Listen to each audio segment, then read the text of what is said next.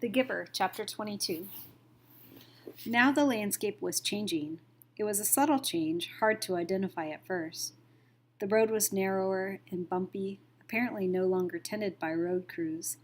It was harder suddenly to balance on the bike as the front wheel wobbled over stones and ruts. One night Jonas fell when the bike jolted to a sudden stop against a rock. He grabbed instinctively for Gabriel, and the new child, strapped tightly in the seat, was uninjured, only frightened when the bike fell to its side.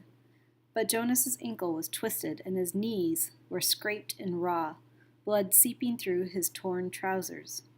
Painfully he righted himself and the bike and reassured Gabe. Tentatively, he began to ride in daylight. He had forgotten the fear of the searchers who seemed to have diminished into the past.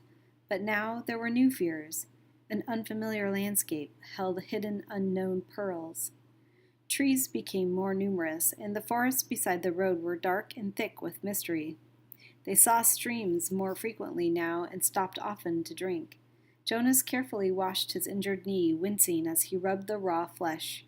The constant ache of his swollen ankle was eased when he soaked it occasionally in the cold water that rushed through the roadside gullies. He was newly aware that Gabriel's safety depended entirely upon his own continued strength. They saw their first waterfall, and for the first time, wildlife. "Plane! Plane!" Gabriel called, and Jonas turned swiftly into the trees, though he had not seen planes in days, and he did not hear the aircraft engine now. When he stopped the bicycle in the shrubbery and turned to grab Gabe, he saw the small, chubby arm pointing toward the sky. Terrified, he looked up, but it was not a plane at all. Though he had never seen one before, he identified it from his fading memories, for the Giver had given them to him often. It was a bird. Soon there were many birds along the way, soaring overhead, calling. They saw deer, and once beside the road, looking at them curious and unafraid, a small reddish-brown creature with a thick tail whose name Jonas did not know. He slowed the bike, and they stared at one another until the creature turned away and disappeared into the woods. All of it was new to him. After a life of sameness and predictability, he was awed by the surprises that lay beyond each curve of the road. He slowed the bike again and again to look with wonder at the wildflowers, to enjoy the throaty warble of a new bird nearby, or merely to watch the way wind shifted the leaves in the trees. During his 12 years in the community, he had never felt such simple moments of exquisite happiness. But there were desperate fears building in him now as well.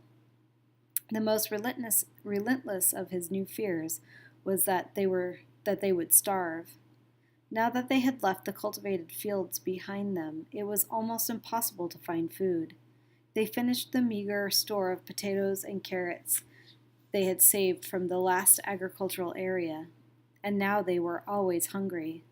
Jonas knelt by a stream and tried without success to catch a fish with his hands. Frustrated, he threw rocks into the water, knowing even as he did so that it was useless. Finally, in desperation, he fashioned a makeshift net, looping the strands of Gabriel's blankets around a curved stick. After countless tries, the net yielded 2 flopping silvery fish.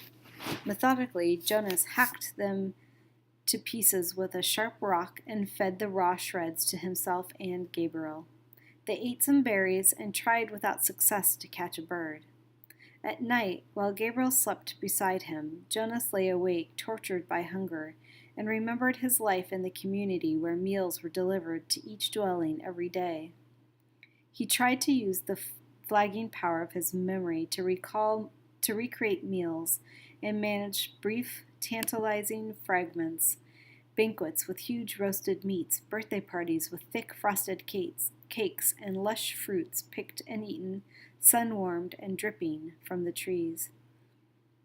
But when the memory glimpses subsided, he was left with a gnawing, painful emptiness. Jonas remembered suddenly and grimly the time in his childhood when he had been chastised for misusing a word. The word had been starving. "You have never been starving," he had been told.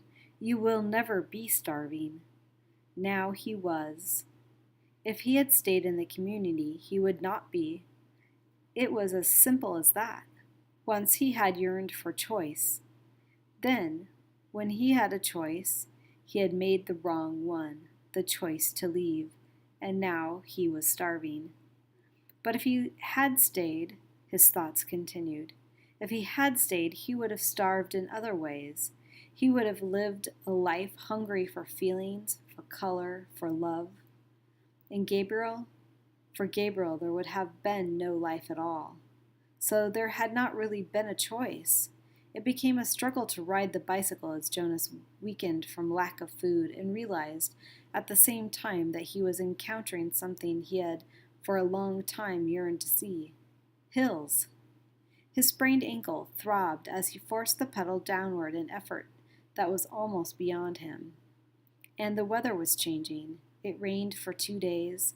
Jonas had never seen rain, though he had experienced it often in his memories. He had liked those rains, enjoyed the new feeling of it, but this was different. He and Gabriel became cold and wet, and it was hard to get dry, even when sunshine occasionally followed. Gabriel had not cried during the long, frightening journey.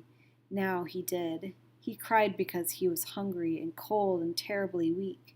Jonas cried too, for the same reasons, and another reason as well. He wept because he was afraid.